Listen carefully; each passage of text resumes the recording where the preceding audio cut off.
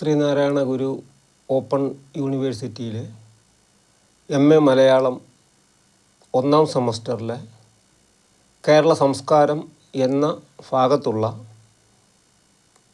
33ാമത്തെ വീഡിയോയാണ് ഇന്ന് നമ്മൾ ചർച്ച ചെയ്യുന്നത്. അപ്പം കുലശേഖര ഭരണകാലത്തെ വർത്തക സംഘങ്ങളാണ് ഇന്ന് നമ്മൾ ചർച്ച ചെയ്യുന്ന വീഡിയോ. അപ്പം മധ്യകാല കേരളത്തിൽ ആഭ്യന്തര വ്യാപാരത്തെയും വിദേശ വ്യാപാരത്തെയും നിയന്ത്രിച്ചിരുന്നത് വർത്തക സംഘങ്ങളായിരുന്നു. ചരക്ക് കൈമാറ്റവുമായി ബന്ധപ്പെട്ട് ഉയർന്നു വന്ന സംഘങ്ങളെയാണ് ഈ വർത്തക സംഘങ്ങൾ എന്ന് അറിയപ്പെട്ടത്. ആദിമകാലം മുതൽ കേരളത്തിലെ സുഗന്ധദ്രവ്യ സമ്പത്തിൽ വിദേശികൾ ആകൃഷ്ടരായിരുന്നു എന്ന് കാണാം. കുരുമുളക്, ഏലം, ചുക്ക്, കറുകപ്പട്ട, മഞ്ഞൾ, ആനക്കൊമ്പ് മുതലായ വിഭവങ്ങൾ ഇവിടെ നിന്നും കയറ്റി അയച്ചിരുന്നു. അപ്പോൾ റോം, ഈജിപ്റ്റ്, ചൈന, അറേബ്യ തുടങ്ങിയ രാജ്യങ്ങളിലേക്കാണ് ഇവിടെ നിന്ന് പ്രധാനമായും ചരക്കുകൾ കയറ്റി അയച്ചിരുന്നത്. അപ്പോൾ AD 1ാം നൂറ്റാണ്ടിലെ വ്യാപാരത്തെപ്പറ്റിയും തുറമുഖത്തെപ്പറ്റിയും ഒക്കെ പ്ലീനിയും ടോളമിയും പെരിപ്ലൂസുകാരനും ഒക്കെ വിവരിക്കുന്നുണ്ട്. ഈ സമ്പൽ സമൃദ്ധിയാണ് നാടിനെ വൈദേശിക ആധിപത്യത്തിലേക്ക് നയിച്ചത് എന്ന് പറയാം. കുരുമുളകിനെ കറുത്ത സ്വർണം എന്നാണ് വിദേശികൾ വിശേഷിപ്പിച്ചിരുന്നത്. ഇതിൽ നിന്ന് തന്നെ ഇവിടെ നിന്നും കയറ്റി അയക്കുന്ന ചരക്കുകളുടെ പ്രാധാന്യത്തെപ്പറ്റിയും നമുക്ക് മനസ്സിലാക്കാവുന്നതാണ്. കൊടുങ്ങല്ലൂർ, കൊല്ലം, കൊച്ചി, കോഴിക്കോട് എന്നിവിടങ്ങളിലെ തുറമുഖങ്ങൾ ഈ തുറമുഖങ്ങളിൽ വിദേശ കപ്പലുകൾ എത്തിച്ചേർന്ന് സാധനങ്ങൾ വ്യാപാരം നടത്തുന്നതിന് വേണ്ടിയുള്ള സൗകര്യം ഉണ്ടായിരുന്നു. അപ്പം 9ാം നൂറ്റാണ്ടോടുകൂടി വിദേശ നാണ്യ വരുമാനം കേരളത്തിൻ്റെ സമ്പദ് വ്യവസ്ഥയുടെ നിർണായക ഘടകമായി തീർന്നു എന്ന് വ്യക്തമാണ്. 9ാം നൂറ്റാണ്ടോടെ കൊല്ലം പ്രധാന ഒരു തുറമുഖമായി മാറുന്നുമുണ്ട്. അപ്പോൾ അക്കാലത്ത് കേരളം സന്ദർശിച്ച വിദേശ സഞ്ചാരിയായ സുലൈമാനും മസൂദിയും കേരളത്തിലെ വിദേശ വാണിജ്യത്തെയും സാമ്പത്തിക അഭിവൃദ്ധിയെയും പറ്റി വ്യക്തമാക്കുന്നുണ്ട്. അപ്പോൾ ചൈനയിലേക്കാണ് ഇക്കാലത്ത് കൂടുതൽ കയറ്റുമതി നടന്നിരുന്നത് എന്നും കാണാം. ഈ കയറ്റുമതി കേരളത്തിലെ വർത്തക സംഘങ്ങൾക്ക് കേരളത്തിലെ വർത്തക സംഘങ്ങൾക്ക് നിർണായകമായ സ്ഥാനമാണ് ഉണ്ടായിരുന്നത്. അക്കാലത്ത് വർത്തക സംഘങ്ങൾ അവരവരുടെ സങ്കേതങ്ങളിൽ അഥവാ താവളങ്ങളിലാണ് ചരക്കുകൾ സ്വരൂപിച്ചിരുന്നത്. ആദ്യകാലത്ത് അവർ ഒരു സംഘടിത ശക്തിയൊന്നും ആയിരുന്നില്ല. പിന്നീട് അവർ സാമ്പത്തിക അഭിവൃദ്ധി നേടിയപ്പോൾ അവർ സംഘടിത ശക്തിയായി രൂപപ്പെടുകയും ചെയ്തു. ഇത്തരം വ്യാപാര സമിതികൾ കേരളത്തിൻ്റെ സാമൂഹിക സാമ്പത്തിക മണ്ഡലങ്ങളിൽ നിർണായക സ്ഥാനം അലങ്കരിച്ചിട്ടുണ്ട് എന്ന് കാണാം. ഇവർ സംഘടിതരാവുകയും പല പേരുകളിൽ അറിയപ്പെടുകയും ചെയ്തു എന്നതാണ് യാഥാർത്ഥ്യം. അതായത് അഞ്ചുവണ്ണം, മണിക്കിരാമം, വളഞ്ചിയാർ എന്നീ സംഘങ്ങൾ അക്കൂട്ടത്തിൽ ഉൾപ്പെടുന്നവയാണ്.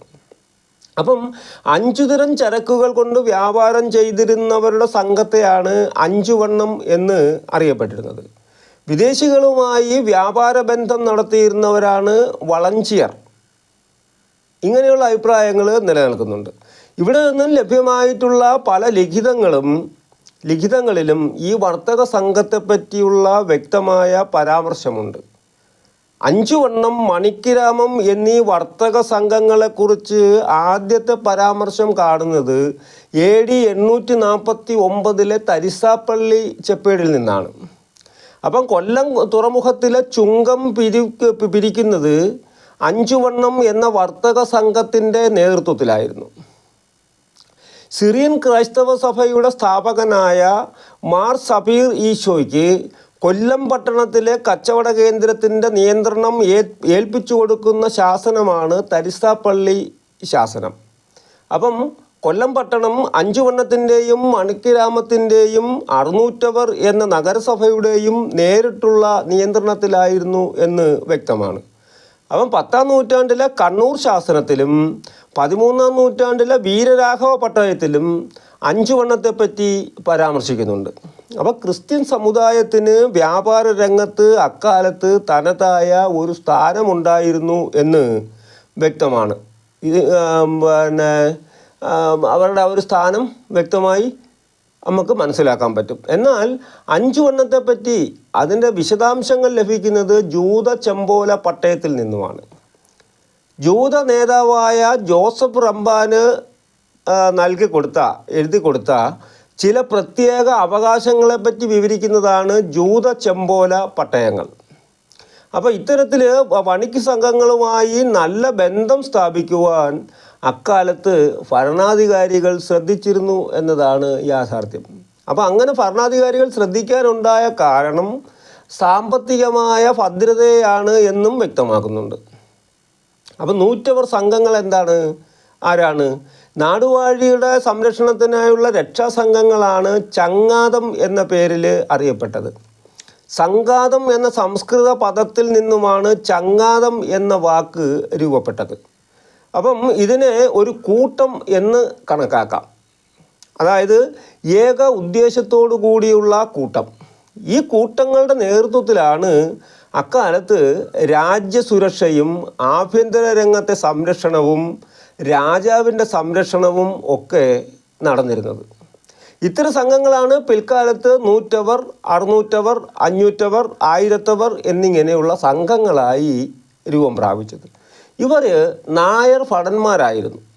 ഓരോ പ്രദേശത്തെയും ആളുകളുടെ എണ്ണത്തെ അടിസ്ഥാനമാക്കിയാണ് ഈ സംഖ്യാനാമത്തിലുള്ള വ്യത്യാസം കാണുന്നത് എന്നും നമുക്ക് മനസ്സിലാക്കാം. അപ്പോൾ ഇവർ തന്നെയാണ് നാടുകളുടെ സംരക്ഷണ അവകാശവും ഏറ്റെടുത്തിരുന്നത്.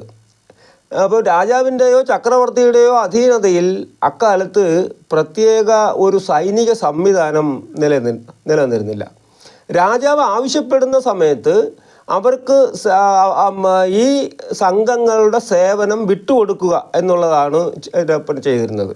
അപ്പോൾ തരിശാപ്പള്ളി ശാസനത്തിൽ ചെപ്പേടിൽ ഇത്തരം സംഘങ്ങളെ വിവരിക്കുന്നുണ്ട്. ഇവരെപ്പറ്റി ആദ്യമായി പരാമർശിച്ചു കാണുന്നതും തരിശാപ്പള്ളി ശാസനത്തിലാണ്. അപ്പോൾ ഭാസ്കര രവിവർമ്മൻ്റെ ജൂത ചെമ്പോല പട്ടയത്തിൽ 600 സംഘത്തെപ്പറ്റി പരാമർശിക്കുന്നുണ്ട്. ആകെ 4 ജൂത ചെമ്പോല പട്ടയങ്ങളാണ് ഉള്ളത്. ഇതിൽ 3 കണ്ടു കിട്ടിയിട്ടുണ്ട്. ജൂത ചെമ്പോല പട്ടയം 3 വിവരിക്കുന്നത് ദേശമുഖ്യൻ എന്ന് പറയുമ്പോൾ വേണാട് ദേശത്തിൻ്റെ രാജാവ്, ദേശമുഖ്യൻ്റെ അടുത്ത അവകാശി ആരാ? ക്ഷേത്രങ്ങളുടെ സംരക്ഷകനായ കോയിലധികാരി. പിന്നീട് വരുന്നത് 600 അപ്പോൾ 9-ാം നൂറ്റാണ്ടിൽ 600 സ്ഥാനം വ്യക്തമാണ്. ഓക്കെ. ഭാസ്കര രവി പെരുമാൾ തിരുനെല്ലി ക്ഷേത്രത്തിലേക്ക് എഴുതി കൊടുത്തിട്ടുള്ള ചെമ്പു പട്ടോലയത്തിൽ 500 5000 എന്നീ സംഘങ്ങളുടെ മേൽനോട്ടത്തിൽ തിരുനെല്ലി ക്ഷേത്രത്തിൽ ചില വഴിപാടുകൾ നടത്തുവാൻ ഏർപ്പാട് ചെയ്തു എന്ന് കാണുന്നുണ്ട്. അപ്പം 500 എന്ന പ്രയോഗം സ്ഥാണു രവിഗുപ്ത പെരുമാളിൻ്റെ സുറിയാനി ക്രിസ്ത്യാനികൾക്ക് എഴുതി കൊടുത്ത ചെമ്പു പട്ടയത്തിലും കാണാവുന്നതാണ്. അപ്പം ഇതിൽ നിന്നും മനസ്സിലാക്കേണ്ടത് ഇത്തരത്തിലുള്ള 100 കൂട്ടങ്ങൾ സമൂഹത്തിൽ സാമൂഹിക അംഗീകാരം നേടിയവരും ഭരണാധികാരികളുടെ പ്രീതിക്ക് പാത്രമായിരുന്നവരും ആണ്.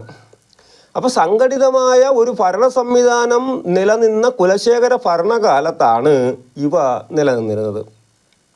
കുലശേഖര ഭരണത്തിൻ്റെ അന്ത്യത്തോടെ ഈ വർത്തക സംഘങ്ങളെ ഇതേ രീതിയിൽ ചരിത്രത്തിൽ കാണുന്നുമില്ല. അപ്പം സാമുദായിക ധ്രുവീകരണത്തിലൂടെ അവർ മറ്റേതെങ്കിലും സമൂഹത്തിൻ്റെ ഭാഗമായി തീർന്നതാകാം എന്ന് കണക്കാക്കാം. Okay, thank you.